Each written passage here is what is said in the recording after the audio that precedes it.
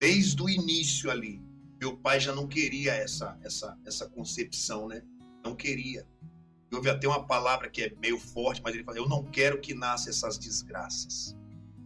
Né? Já tinha minhas duas irmãs, já tinha meu irmão mais velho, enfim. Mas quando o homem diz, né, palavras de destruição, de desmerecimento, ainda mais se tratando de um pai, é difícil. Sim. Né? Sim. É difícil, mas no decorrer, depois que nós nascemos, eu nunca tinha ouvido falar dessa história. Eu ouvi falar depois de velho, vamos dizer assim, né? Antes do meu pai partir, que depois eu vou entrar nesse detalhe. Mas, enfim, ele lança essa maldição, né, sobre nós ali. Não queremos uma pessoa que olha para a esposa e fala: não quero que essas, né, nasçam, né? Sim, que é sim. maldição pior do que essa, de um próprio pai. Mas naquele dia, no hospital evangélico, lá no Espírito Santo, da onde eu sou natural, do Espírito Santo, Vitória, Vila Velha, lá do bairro Ataíde, o Espírito Santo entrou naquele hospital. Minha mãe teve eclâmpsia. Por quê? Olha só, porque o meu pai, ele, vamos dizer assim, que ele, né, o homem naquela época era mais né, mais duro, né? Isso, mais aquela coisa. E aí fez com que ela tomasse ou injetasse alguma coisa para tirar a concepção, né? Para que nós não fôssemos gerados. Mas nem isso impediu. Nem isso impediu. Nenhum veneno vai impedir aquilo que Deus quer realizar. Dessa maneira. Às vezes a serpente pode até picar, como foi em Paulo, mas o veneno dela não te contamina. Glória a Deus. Aleluia, porque dentro do seu sangue, do seu DNA, já está correndo a graça. Glória a Deus. Oh, Espírito Santo de Deus. E ali, quando meu pai faz com que nossa mãe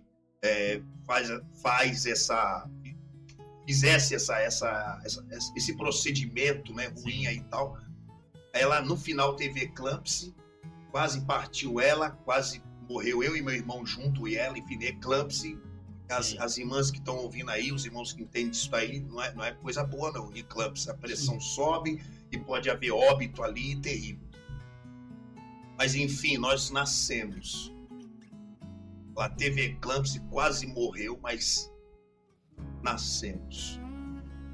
E mediante ao nosso crescimento, como uma criança, crescemos ali felizes no lar, mesmo com aquela pobreza toda, aquela dificuldade, mas crescemos, né? E com muita dificuldade estudamos um pouco, enfim, às vezes ia sem chinelo para a escola porque não tinha chinelo, né? Às vezes comia farinha com açúcar quando não era açúcar com farinha, né? Pois é, e meu pai era além de ser uma pessoa boa, vamos ser justos, ele era bom, só que não conhecia Cristo, só que dentro dele tinha um senso de bondade. Sim, sim. Tem pessoas, irmão, que não vivem, entre aspas, assim, o evangelho declarado.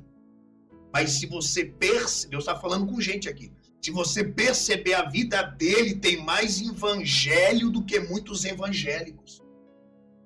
Porque ele é honesto. Porque ele propaga a paz entre as pessoas. É por isso que Jesus não veio trazer religião. Ele veio trazer as boas novas do evangelho. Oh, Espírito Santo. E aí, para não ficar muito aqui só numa coisa, quem me vê hoje, me vê muito extrovertido, muito alegre, muito sorridente, igual eu vim no carro de lá para cá, né? Vocês queriam até me bater no carro. Esse irmão não para de falar, esse irmão não para de rir. E eu acho que Deus deu isso como subterfúgio, alguma coisa, não que eu... Não é se fazendo de um personagem, é o que Deus dá uma arma para cada um, no bom sentido da palavra, para poder você lidar com as suas próprias lutas internas. Paulo falou assim: eu tenho combates por fora. Paulo que está falando, irmão. Combates por fora e temores por dentro. Um cara cheio do Espírito Santo e tinha temores.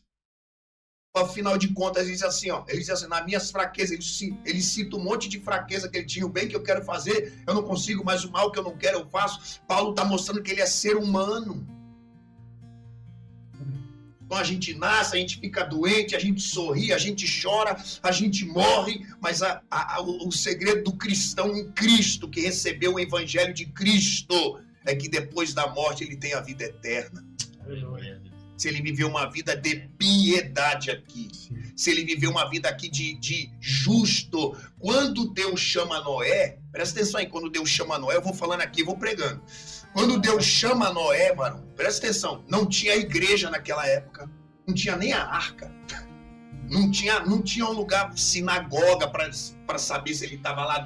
Tinha alguém com coração desejoso de adorar a Deus, de servir a Deus, para começar, tá? Para começar. Aí Deus decide destruir tudo, porque o povo estava corrupto, o povo estava em impiedade, um traindo ao outro, dando-se em casamento, em festa, somente isso, como acontece hoje na nossa geração. Aí o que Deus faz? Mas Deus encontrou alguém justo, e Deus encontrou Noé, e este era justo.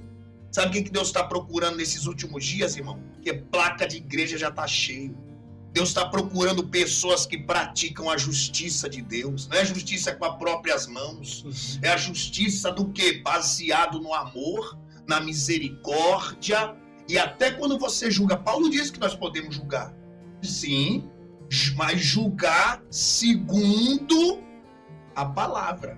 Julgar segundo a misericórdia de Deus. Porque quando eu julgo alguém, por mais errado que esteja, eu me coloco no lugar daquela pessoa. Ele errou, mas se fosse eu no lugar que tivesse errado no lugar dele, será que eu me colocaria na cadeira elétrica?